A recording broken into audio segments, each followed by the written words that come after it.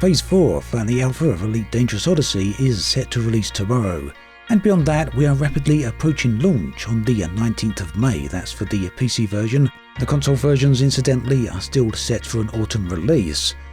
Now today Frontier did an official livestream with two of the developers, the game director Piers Jackson and lead renderer Dr. K. Ross. So we've got a fair bit of new details and a few images that we're going to go through in this particular video, talking about what is going to be released with the release version that isn't available in alpha.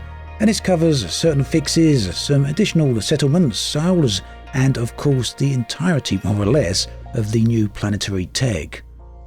Now one of the biggest issues that many of the players will have noticed are the performance issues. Now Frontier have admitted that performance and optimization in alpha isn't where they would like it to be, and frame rates are lower than they would ideally want them to be.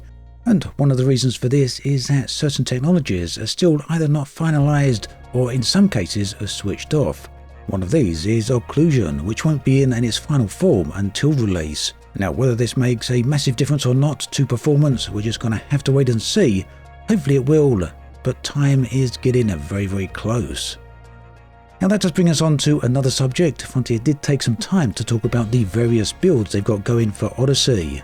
In short, what we've seen so far in alpha are the various branches rather than the main finalized build that will be coming on release. And as such, Frontier did take some time to discuss the various pieces of content that will be arriving that we haven't seen just yet. But personally speaking and speculating here, I would urge some caution here. Don't go expecting loads of new gameplay to arrive upon release, because I think in terms of gameplay, we've seen pretty much everything that Odyssey has to offer. But in terms of technology and various content, like different types of settlements and bug fixes, as well as changes in behavior of AI, well, there's plenty of room for improvement there. So, talking about AI, let's have a talk about changes to combat, stealth and crime. Again, these will be coming on release rather than in Phase 4. Now, you may remember in the Odyssey video I made on stealth and combat, I talked about a few issues that I knew many people were experiencing. One of these was swarming AI, that is, AI running to your location as soon as they were alerted, no matter where you were in the settlement. Basically, everyone would suddenly know where you were.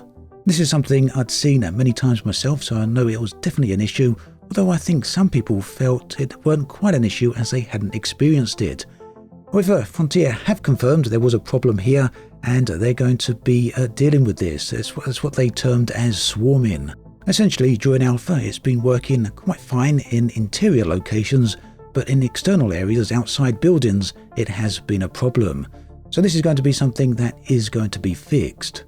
Another problem with the AI was them not using grenades correctly or not using enough grenades.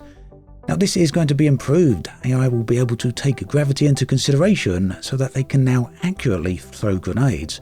They will also had a bit of an upgrade so they can throw grenades into cover to try and flush people out, and also throw grenades up onto roofs. In terms of stealth, the AI has been reined in a little bit here because Frontier confirmed that AI was able to see through walls when inside rooms. Now this comes back to occlusion. Occlusion hadn't been fully enabled, so the AI could see through the walls and would come running to you even if they were on the other side of the building. It's something I did notice and an observation I made in my previous video, and something which is going to be corrected. Moving on to crime, Frontier described crime as being a little bit too harsh. One of the things they were talking about here is that every time you pick up a piece of equipment that might be illegal, if you were scanned with it whilst carrying it, this would cause a bad reaction. They're now changing this so theft is only a crime if you're caught doing it. So if you get the item into your backpack without being seen, then you're going to be completely safe. Moving on to engineering, this is another thing that's going to be left for launch. There will be 9 different on-foot engineers that can make mods for suits and weapons.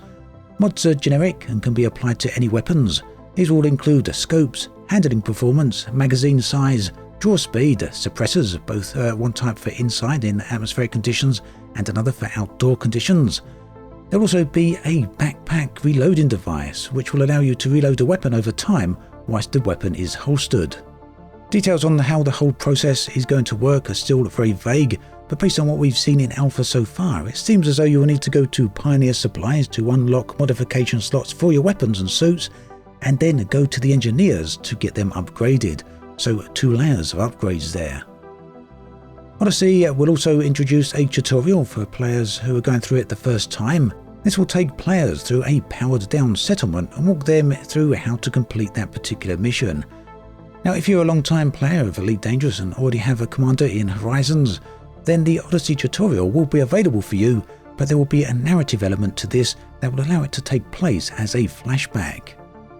Moving on to Planetary Tech, this is something I've been especially interested in as I'm all for exploration when it comes to Elite Dangerous. So basically what's going on here is that the final release of Odyssey will have the full new Planetary Tech. What we've had so far in the Alpha version of Odyssey is what Frontier termed as a prototype version of the Planetary Tech. The main tech they were developing all the while behind the scenes. Now this includes new compute shaders and a whole bunch of lighting updates. You can see on screen the type of improvements and changes this will bring to the terrain. Scattering will also be improved. This is the rock and organic scatter. The Alpha version of this again is a prototype build, but the full version will have improvements in how organics and rocks are spread around planets, ensuring that everything is appropriately positioned in its correct geological location. The new Planetary Tech will also bring along with it a variety of canyons, so this is something that I'm sure canyon runners especially are going to be looking forward to seeing. Now, one thing I know a lot of people have been wondering about are the atmospheres for Odyssey. So far in Alpha, these have been pretty limited. The full release will have a greater variety as this will be fully switched on. As we know, Odyssey will contain tenuous atmospheres, so in terms of a comparison to Earth, this means that planets will have 1/10,000th to 1/100th of the atmosphere of Earth. You can see on screen right now a few examples that Frontier showed during their live stream, and there is a nice variety here, and some of them look very, very good indeed. Essentially then, that's where we are at the moment. As I've spoken about over the past few weeks, Odyssey has a lot of good things going for it, and a lot of things that just seem quite out of place or not really up to scratch. Frontier do seem aware of some of this at least, and there are going to be some new things switched on for the release, and also some fixes. How this ultimately brings the final state of Odyssey though is something we're going to have to see, but hopefully we'll have some indication with the release of Phase 4 of the Alpha tomorrow. That then brings us to an end of this video.